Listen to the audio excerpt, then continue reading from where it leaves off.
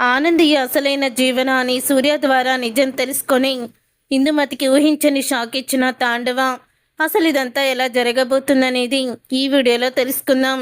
గుడిలో అమ్మవారి నగలు పూజారే కొట్టేశాడని ఇక ఆలయ ధర్మకర్త అయితే వాదిస్తూ ఉంటాడు. పోలీసులకి ఫోన్ చేస్తాను, పోలీసులు వచ్చి 4 తగిలిస్తే ఆ నగలు ఎక్కడున్నాయో పూజారి నోట్లో నుంచి నిజాన్ని బయట పెడతాడు అని అంటూ నోటికొచ్చినట్లు మాట్లాడుతూ ఉంటాడు.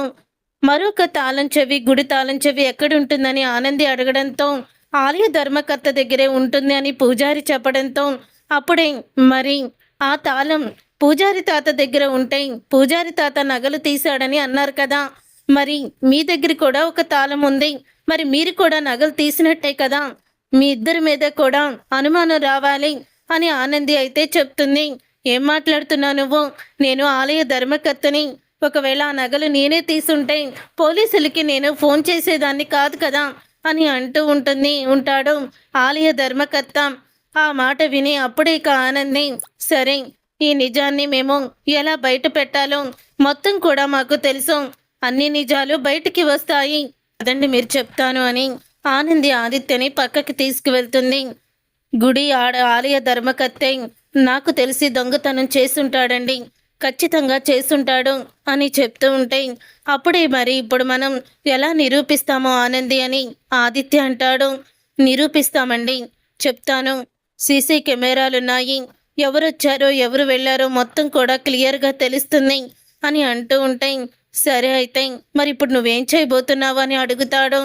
అప్పుడే ఆనంది పూజారి దగ్గరికి వచ్చి, పూజారి తాత ఎవరు నగలు కొట్టేశారో నాకు మొత్తం కూడా క్లియర్గా తెలిసిపోయింది. ఇప్పుడు పోలీసులు రాని ఎవరు ఇదంతా కూడా చేశారో మొత్తం బయటపడుతుంది. నీకోడు తెలుసా తాత, ఎవరైనా నేరం చేస్తే వాళ్ళు తరపు వాళ్ళు కూడా నేరం చేసినా సరే వాళ్ళని విదేశాలకి పంపించరు. ఆ విదేశాల్లో ఉన్న వాళ్ళు ఎవరైనా ఉన్నా కూడా వాళ్ళని అక్కడే ఆపేసి వీసాలు అన్నీ కూడా కట్ చేసేస్తారంట. ఇప్పుడు ఆ విషయంలోని మనకి ఇప్పుడు ఒక క్లారిటీ రాబోతుంది అని అంటూ ఉంటుంది ఆనంది. పోలీసులు కాదు, నేను డీజీపీ గారికి ఫోన్ చేశాను, స్పెషల్ ఫోకస్ని మొత్తం కూడా తెప్పించమని చెప్పాను. అంటే వేలిముద్రల సహాయంతో అసలు ఇదంతా ఎవరు చేశారో ప్రతి ఒక్క దాని మీద ఎవరెవరు వేలిముద్రలు ఉన్నాయో మొత్తం కూడా తెలుస్తుంది. స్పెషల్ పోలీసుల్ని కూడా రప్పిస్తున్నాను అని అనడంతో అప్పుడు ఇక ఆలయ ధర్మకర్త అయితే చాలా భయపడిపోతూ ఉంటాడు. అప్పుడే ఇక పూజారి, ఎవరినైనా రప్పించమ్మా, నాకేమీ భయం లేదు, నేను ఆ దొంగతనం చెయ్యలేదు, ఆ భగవంతుడు సాక్షిగా చెప్తున్నాను అని పూజారి అంటాడు. ఆ మాట విని అప్పుడే, చూశారు కదా పూజారి తాత, పోలీసులు వచ్చినా ఎవరొచ్చినా నాకు భయం లేదు, నేను తప్పు చేయలేదని నిరూపణ అవుతుంది అంటున్నాడు అని ఆనంది అయితే చెప్తుంది. మరి ఈ ఆలయ ధర్మకర్తే ఇదంతా చేశారని అనుమానం. ఒకవేళ అనుమానం అయితే ఇంకొక వారం రోజుల్లో అమెరికాకు వెళ్ళిన వాళ్ళ అబ్బాయి ఖచ్చితంగా వీసా అన్నీ కూడా క్యాన్సిల్ అయిపోయి ఇండియాకి తిరిగి రావడము, లేకపోతే అమెరికాలో శాశ్వతంగా అక్కడ పెట్రోల్ బంకులో పనిచేయడము ఏదోటి జరుగుతుంది అని అంటూ ఉంటే అప్పుడే ఇక ఆ మాట విని ఆలయ ధర్మకర్త చాలా భయపడిపోతూ ఉంటాడు. ఇంతలో ఆనంది ఫోన్ అయితే వస్తుంది. వస్తున్నారా డీజీపీ గారు, త్వరగా రండి, ఇక్కడ నిజాలు తేల్చాలి, అరెస్ట్ అవ్వాల్సిన వాళ్ళు చాలామంది ఉన్నారు అని అంటూ ఉంటే ఆ మాట విని అప్పుడే ఇక ఆలయ ధర్మకర్తకి చాలా భయమేస్తుంది. ఇంతలో ఆలయ ధర్మకర్తకి ఫోన్ వస్తుంది. నాన్న, ఇంటికి పోలీసులు వచ్చారు, మీ వాళ్ళ మీద ఏదైనా కేసులు ఉన్నాయా, మీ మీద ఏదైనా కేసులు ఉన్నాయా అని అడుగుతున్నారు అని చెప్తూ ఉంటే అప్పుడే ఇక ఆలయ ధర్మకర్త, అలాంటివేమీ లేవని చెప్పరా అని చెప్తూ ఉంటాడు. ఇంతలో ఆలయ ధర్మకర్త, ఆనంది మాటలు నిజమే, ఇలాగా ఇంటికి పోలీసులు వచ్చారంటే ఖచ్చితంగా ఇప్పుడు నేను అరెస్ట్ అవుతాను, ఇంటికి పోలీసులకి వచ్చిన వాళ్ళకి కూడా తెలిసిపోతుంది, డీజీపీ ఇక్కడ అన్నీ కూడా వేలిముద్రలు అన్నీ కూడా పట్టుకున్నారంటే ఖచ్చితంగా నిజాలు బయటపడతాయి, ఇప్పుడు ఏం చేయాలి అని అనుకుంటూ ఉంటాడు. తర్వాత సీసీ కెమెరా ఫుటేజ్ కూడా నా దగ్గర ఉంది, ఎవరు దొంగతనం చేశారో క్లారిటీగా ఉంది అని ఆనంది చెప్పడంతో, నన్ను క్షమించమ్మా, నేనే ఆ నగల్ని తీశానని ఆలయ ధర్మకర్త నిజాన్ని ఒప్పుకుంటాడు. ఆలయ ధర్మకర్త నిజాన్ని ఒప్పుకోవడంతో అప్పుడు ఇక అందరూ కూడా షాక్ అయిపోతూ ఉంటారు. ఛీ, నువ్వా? నిత్యం స్వామివారిని పూజించి అందరికీ ఆశీర్వాదం ఇచ్చే పూజారి గారిని అందరూ అవమానించేలా చేసావు కదా. నువ్వు ఆలయ ధర్మకర్తగా ఉండే అర్హత నీకు లేదు. నువ్వు ఇంత దుర్మార్గుడవని అసలు కూడా అనుకోలేదు అని అంటూ ఉంటే ఆ మాట విని ఒక్కసారే షాక్ అయిపోతూ ఉంటాడు ఆలయ ధర్మకర్త. నేను ఇదంతా కావాలని చెయ్యలేదు. మా అబ్బాయి అమెరికా వెళ్ళడానికి 15 లక్షలు తక్కువ వచ్చాయి. ఆ 15 లక్షలు ఎక్కడి నుంచి తీసుకురావాలని ఆలోచించేటప్పుడే అమ్మవారి నగలు నాకు కనిపించాయి. ఎలాగో నేను తీసిన అనుమానం రాదని పూజారి మీద ఆ నిందని వెయ్యాలని అనుకున్నాను. కానీ స్వామివారు నాకు ఇలా శిక్ష విధిస్తారని అనుకోలేదు అని ఆలయ ధర్మకర్త అయితే నిజాన్ని బయట పెడతాడు. అప్పుడు ఇక పూజారి తాత వెళ్ళి ఆలయ ధర్మకర్తని చంప పగలు కొడతారు. నీలాంటి వాళ్ళు ఉండడం వల్లే పాపాలు ఎక్కువైపోయి వర్షాలు అవేమీ కురవడం లేదు. అసలు ఆలయ ధర్మకర్త అయ్యుండి నువ్వు అమ్మవారి నగలు దొంగతనం చేశావు. ఛీ, నీకు పుట్టగతులు ఉండవు అని తిడుతూ ఉంటాడు పూజారి. అప్పుడే ఇక ఆలయ చైర్మన్ని పిలిపిస్తుంది ఆనంది. ఆలయ చైర్మన్ అయితే వస్తారు. వచ్చిన తర్వాత ఇక ఆలయ చైర్మన్ అయితే ఆలయ ధర్మకర్త చేసిన దొంగతనం గురించి తెలుసుకొని ఇలా అంటూ ఉంటారు. ఈ జన్మలో నువ్వు మారవు. అసలు నీలాంటి వాడికి ఆలయ అధికారులు ఇవ్వడమే మేము చేసిన తప్పు. ఈ రోజునే నిన్ను ఆ పదవి నుంచి తొలగిస్తున్నాము. అలాగే నిన్ను పోలీసులకు కూడా పట్టిస్తాము అని చైర్మన్ అయితే చెప్తాడు. అప్పుడే ఇక ఆ మాట విని, సార్ అంత పని చేయకండి. మా అబ్బాయి అసలే అమెరికా వెళ్తున్నాడు. పోలీసులు ఎంక్వైరీకి వస్తే మా మీద ఎటువంటి కేసులు లేవని చుట్టుపక్కల వాళ్ళు కూడా చెప్పారంట. ఇప్పుడు నన్ను అరెస్ట్ చేయిస్తే మా అబ్బాయి అమెరికా ప్రయాణం ఆగిపోతుంది అని అంటూ ఉంటే, అమ్మవారు నగలు కొట్టేసి మీ అబ్బాయి భవిష్యత్తులో బాగుపడతాడని ఎలా అనుకున్నావు? అమ్మ నగల్ని అమ్మేసి మీ అబ్బాయిని అమెరికాకి పంపితే మంచి జరుగుతుంది అనుకున్నావా అని అంటూ ఉంటాడు ఆలయ చైర్మన్. నువ్వు అమ్మవారిని ఆ డబ్బులు ఎలాగైనా నాకు సమకూర్చి తల్లి అని వేడుకున్నా కూడా ఏదో ఒక రూపంలో అమ్మవారు మీకు దారి చూపించేవాళ్ళు. కానీ మీరు చేసింది ఇలాంటి చండాల్ప పని అని అంటూ తిడుతూ ఉంటే ఇక ఆ మాట విని అప్పుడే ఇంకా ఆనంద్ ఇలా అంటుంది, చైర్మన్ గారు తను చేసిన తప్పని ఒప్పుకున్నాడు కదా, వదిలేయండి. అమ్మవారే ఇక తగిన శిక్ష వేస్తుంది అని చెప్తూ ఉంటుంది ఆనంది. పూజారి తాతకి క్షమాపణ చెప్పండి. అందరి ముందు ఆయన పెద్దరికాన్ని కూడా మర్చిపోయి ఆయన పెద్ద వయసు అతనని కూడా ఆలోచించకుండా జైల్లో పెట్టి పోలీసుల చేత కొట్టిస్తానని ఎంత దుర్మార్గంగా మాట్లాడావో కాళ్ళు పట్టుకొని క్షమాపణ అడుగు. పూజారి అంటే దేవుడికి నైవేద్యం సమర్పించే ఎంతో గొప్ప మనిషి. మనకి లేని హక్కులు దేవుడి దగ్గర పూజారికి ఉంటాయి. అలాంటి పూజారిని నువ్వింత అవమానించావు. పూజారిని అవమానిస్తే దేవుణ్ణి అవమానించినట్టే. నీకు ఏదో ఒక శిక్ష దేవుడు వేస్తాడు అని ఆనంది అయితే అంటుంది. తర్వాత ఇక గుడి చైర్మన్ అయితే అలా ఇలా అంటూ ఉంటారు. ఎవరైనా నమ్మకస్తులు ఆలయ ధర్మకర్తగా ఉంటే బాగున్నాం అని అంటూ ఉంటాడు చైర్మన్. ఇంతలో సూర్య అయితే అక్కడికి వస్తాడు. సూర్య రావడంతో అప్పుడే ఇంకా ఆనంది వెళ్ళి సూర్యని ఆలయ ధర్మకర్తగా ఉండమని అడుగుతుంది. నేనే ఎలా కుదురుతుందమ్మా, నేను లాయర్ని కదా అని అంటూ ఉంటే, పర్వాలేదు సూర్యబాబు మీరు ఉండండి, తర్వాత నేను చూసుకుంటాను కదా అని ఆనంది అయితే అంటుంది. మా సూర్యబాబు అయితే ఈ గుడికి అన్ని అభివృద్ధి పనులు చేస్తారు అని అనడంతో, మా మాట కాదనకండి మీరే ఉండండి అని సూర్యకి ఇక ఆ పదవి అయితే ఇస్తారు. తర్వాత ఇక దేవుడికి దండం పెట్టుకొని సూర్య అయితే బయటికి వచ్చేస్తూ ఉంటాడు. అదేంటి సూర్యబాబు గుడి దాకా వచ్చి లోపలికి వచ్చి పూజ చేయించుకోకుండా వెళ్తారేంటి అని అడుగుతూ ఉంటే ఇంతలో పూజారి వచ్చి అంటూ ఉంటాడు, అమ్మా ఆనంది, ఈరోజు నువ్వు రాకపోతే నిజంగానే నన్ను పోలీసులు తీసుకువెళ్ళి అరెస్ట్ చేసి కొట్టేవాళ్ళు. సమయానికి వచ్చి నీ తెలివితేటలతో ఈరోజు నువ్వు నన్ను కాపాడావు. నువ్వు నిజంగా దేవతవమ్మా అంటూ ఇక పూజారి అయితే దండం పెడతాడు ఆనంద్కి.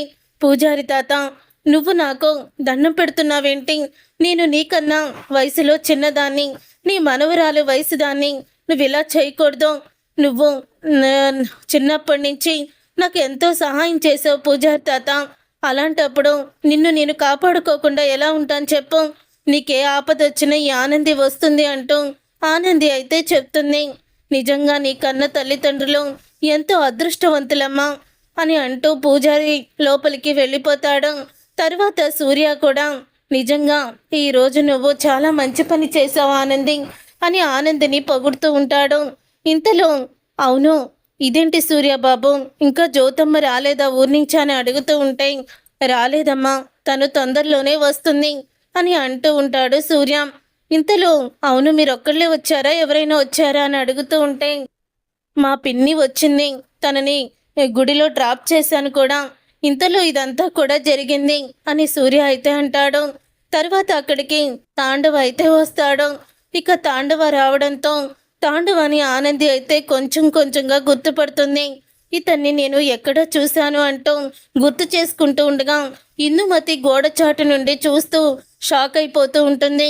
అనుకున్నట్టు ఈ తాండవ నన్ను బెదిరించినట్టే సూర్య దగ్గర నిజం చెప్పడానికి వచ్చేశాడా? ఇప్పుడు అసలైన జీవన మీ ఇంట్లో ఉన్న జీవన కాదు, మీ కూతుర్ని మేమే ఇందుమతి వాళ్లే కిడ్నాప్ చేయించారు అని అన్ని నిజాల్ని చెప్పేస్తాడా అని భయపడిపోతూ ఉంటుంది ఇందుమతి. అప్పుడే ఇంకా సూర్య అయితే ఎవరు మీరు అని అడుగుతూ ఉంటాడు. తాండవాని, నేను మీ నాన్నగారికి బాగా తెలుసు, మీరు జడ్జి గారు అబ్బాయే కదా అని అడుగుతూ ఉంటే, అవును, నేను జడ్జి గారు అబ్బాయిని, అలాగే మీ బాబాయ్ గారు కూడా శంభు ప్రసాద్ గారు కూడా తెలుసు అని అనడంతో, అవునా, మిమ్మల్ని నేను ఎప్పుడూ చూడలేదే అని అడుగుతూ ఉంటాడు సూర్య. మీరు నన్ను చూడలేదు కానీ నేను మాత్రం మిమ్మల్ని చాలాసార్లు చూశాను అని తాండవ చెప్పడంతో ఇక ఇందుమతి అయితే నిజం చెప్పేస్తాడేమో అని భయపడిపోతూ ఉంటుంది. అవును, చిన్నప్పుడు మీ అమ్మాయి కిడ్నాప్ అయిందని విన్నాను, ఆ అమ్మాయి ఇప్పుడు దొరికిందా అని అడుగుతూ ఉంటాడు తాండవ. అవును, మా అమ్మాయి కిడ్నాప్ అయ్యింది, తర్వాత కిడ్నాప్ చేసిన అతన్ని మా నాన్నగారు జైలు శిక్ష వేశారు, మా అమ్మాయి మా పాప మా దగ్గరికి వచ్చేసింది అని సూర్య అయితే చెప్తాడు. నిజంగానే మీ పాప మీ దగ్గరికి వచ్చేసిందా అని అడుగుతూ ఉంటాడు తాండవ. అప్పుడే ఆనందికి అతను తాండవ అని తనని కిడ్నాప్ చేసిన వాళ్ళని గుర్తుపట్టేస్తుంది. ఇక గుర్తుపట్టేసి నర్పకం తనే వాళ్ళ ఆయనేనని అంతా కూడా తెలుసుకుంటుంది ఆనంది. తెలుసుకొని షాక్ అయిపోతూ ఉంటుంది. ఇంతలో ఇక సూర్యాని తాండవ అడుగుతూ ఉంటాడు. అవును, ఇప్పుడు మీ అమ్మాయి జీవన ఏం చేస్తుంది అని అడుగుతూ ఉంటాడు. మా అమ్మాయికి పెళ్ళైపోయింది, తను వాళ్ళ అత్తగారింట్లోనే ఉంది అని అంటూ ఉంటాడు. మీ నాన్నగారు మీ అమ్మగారు అందరూ కూడా బాగున్నారా అని అడుగుతూ ఉంటాడు. మా నాన్నగారు మా అమ్మగారు ఊళ్ళో లేరు, వాళ్ళు వేరే ఊర్లో ఉంటున్నారు, త్వరలోనే వస్తారు అని సూర్య అయితే చెప్తాడు. మీ కుటుంబంతో నాకు చాలా బాండింగ్ ఉంది, మీ నాన్నగారు ఎప్పుడు కూడా మీ అమ్మాయి గురించే చెప్తారు. అవును, మీ అమ్మాయి గారు ఎవరింటికి కోడలయ్యారు అని అడుగుతూ ఉంటే, మా అమ్మాయి సునంద గారి ఇంటికి కోడలయ్యింది. అలాగే నీకు ఇంకో విషయం కూడా చెప్పాలి, ఈ అమ్మాయి పేరు ఆనంది, ఈ అమ్మాయి మా అమ్మాయికి తోటి కోడలవుతుంది, మా అమ్మాయి ఆనంది ఇద్దరు కూడా క్లోజ్ ఫ్రెండ్స్ అని చెప్పడంతో ఒకేసారి తాండవ షాక్ అయిపోతూ, అంటే మీ అమ్మాయి వెళ్ళిన ఇంటికి ఈమె కూడా కోడలా అని అడుగుతూ ఉంటాడు. అవును, మా అమ్మాయి అలాగే ఈ ఆనంది ఇద్దరు కూడా ఆ ఇంటి కోడల్ని, అతని పేరు ఆదిత్య, మా పెద్దల్లుడు అని చెప్తూ ఉంటే అదే ఆనంది భర్త అని సూర్య అయితే అంటాడు. ఇక ఆ మాట విని ఒక్కసారి షాక్ అయిపోతూ ఉంటాడు తాండవ. అంటే అప్పుడు మేము కిడ్నాప్ చేసిన జీవననే ఈ ఆనంది అన్నమాట, ఇప్పుడు నాకు ఫుల్లుగా క్లారిటీ వచ్చేసింది అని అనుకుంటూ ఉంటాడు తాండవ. ఇతని పేరు తాండవ, ఇతను ఇప్పుడు నాన్నకి నిజం చెప్పడానికి వచ్చాడా అని షాక్ అయిపోతూ ఉంటుంది ఆనంది. తరువాత సూర్య టైం అయిపోతుందని అక్కడి నుంచి వెళ్ళిపోతాడు. వెళ్ళిపోయిన తర్వాత అప్పుడే ఇక తాండవ అయితే అంటాడు, నువ్వు నన్ను గుర్తుపట్టావు కదా అని ఆనందిని అడుగుతూ ఉంటాయి. పక్కనే ఉన్న ఆదిత్య, ఏంటి ఆనంది, ఇతను నీకు ముందే తెలుసా అని అడుగుతూ ఉంటాడు. తెలియడం ఏంటి బాబు, ఈ అమ్మాయిని ఆ రోజు మేమే కదా కిడ్నాప్ చేసింది అని అంటూ ఉంటాడు. ఆ మాట విని ఒక్కసారి షాక్ అయిపోతూ ఉంటాడు ఆదిత్య. ఏంటానంది, ఇతను నిన్ను కిడ్నాప్ చేయడం ఏంటి అని అడుగుతూ ఉంటే, మీకు తెలుసో లేదో అసలు ఏం జరిగిందంటే, ఈ అమ్మాయి ఎవరో కాదో, ఈ అమ్మాయి కన్న తల్లిదండ్రుల గురించి మీకు తెలుసా అని అడుగుతూ ఉంటాడు. ఈ అమ్మాయి తల్లిదండ్రులు నాకెందుకు తెలీదు, తెలుసు. మా మావయ్య గారి పేరు సింహాద్రి, అలాగే మా అత్తయ్య గారి పేరు పద్మమ్మ అని చెప్తూ ఉంటాడు ఆదిత్య. ఆ మాట విని అప్పుడే ఆనంది పక్కకి తిరిగి చూస్తుంది. ఇంతలో ఇందుమతి అయితే అక్కడ ఉంటుంది. ఇందుమతి తను కూడా వచ్చిందంటే ఇప్పుడు తాండవ నిజం చెప్తున్నాడని మాకు భయం పుడుతున్నట్టుంది. దానికి చెప్తాను. చిన్నప్పుడు నన్ను కిడ్నాప్ చేయడం ఏంటి, అసలు నాకేమీ అర్థం కావడం లేదు. ఎవరు మీరు అని అడుగుతూ ఉంటే, నువ్వేనమ్మా అసలు జడ్జి గారు మనవరాలివి, సూర్య జ్యోతిల కూతురువి. నిన్ను ఆ ఇందుమతి వాళ్ళు కిడ్నాప్ చేయమన్నారు. అప్పుడు అందుకని నిన్నప్పుడు కిడ్నాప్ చేశాను. నిన్ను కిడ్నాప్ చేసినందుకు మీ తాతయ్య నాకు 10 సంవత్సరాలు జైలు శిక్ష కూడా వేశారు. ఆ జైలు శిక్ష అనుభవించి మొన్ననే నేను జైలు నుంచి వచ్చాను అని అంటూ ఉంటే, అప్పుడు ఇక ఆ మాట విని ఆనంది షాక్ అయిపోతూ ఉంటుంది. ఆదిత్య కూడా షాక్ అయిపోతూ ఉంటాడు. ఏంటి ఆనంది ఇదంతా అని అడుగుతూ ఉంటే, ఇతను చెప్పింది ఏది నాకు నమ్మశక్యంగా లేదు ఆదిత్య బాబు, పదండి మనం వెళ్దాం, టైం అవుతుంది, నాకు ఇంటర్వ్యూ ఉంది అని ఆనంది ఆదిత్యని తీసుకుని అక్కడి నుంచి వెళ్ళిపోతుంది. అప్పుడు ఇక ఇందుమతి, అమ్మయ్య ఆనంది ఆదిత్య ఈ తాండవ మాటలు వినలేదు అని అనుకుంటూ ఉండగా, అప్పుడు ఇక ఇందుమతి తాండవ దగ్గరికి వచ్చి, నీకేమైనా మతిపోయిందా, ఎందుకు నువ్వు ఇలా చేశావు అని అడుగుతూ ఉంటే, ఏంటి చెప్పుకుంటే చెప్పుకో, నువ్వు నిజాన్ని బయట పెట్టినంత మాత్రాన వాళ్ళేమీ నమ్మరు అని ఏదేదో చెప్పావు కదా, అందుకని నిజాన్ని బయట పెట్టాను. కానీ అసలైన జీవన ఈ ఆనంది ఒక్కరేనని ఈరోజే తెలిసింది. ఈ అమ్మాయి సునంద ఇంటి కోడలంట కదా, ఎక్కడి నుంచి ఈ కథ నడుపుకు రావాలో నాకు ఒక క్లారిటీ వచ్చింది అని అంటూ ఉంటాడు. అప్పుడే ఆ మాట విని ఒక్కసారే షాక్ అయిపోతూ ఉంటుంది ఇందుమతి. వీడు అన్నంత పని చేసేలాగే ఉన్నాడు. వీడు గనక నిజాలు బయట పెడితే ఖచ్చితంగా ఇక నాకు పుట్టగతులు ఉండవు. ఆస్తి కోసం నేను ఎంత దూరమైనా వెళ్ళాలనుకున్నాను, కానీ ఇప్పుడు కథంతా రివర్స్ అయిపోతుంది. ఏం చెయ్యాలి అని ఆలోచిస్తూ ఉంటుంది ఇందుమతి. అప్పుడే ఇక అంటూ ఉంటుంది తాండవతో, నాకు ఒక వారం రోజులు టైం ఇవ్వు, నువ్వు అడిగిన 25 లక్షలు కూడా నీకు ఇచ్చేస్తాను. ప్రస్తుతానికి నా దగ్గర డబ్బులు లేవు, కానీ ఒక వారం రోజుల్లో నీ డబ్బులు వచ్చి నువ్వు తీసుకువెళ్దు గాని అప్పటి వరకు నీకు తెలిసిన ఈ నిజాన్ని మాత్రం ఎక్కడ చెప్పడానికి వీల్లేదు అని ఇందుమతి అయితే అంటుంది.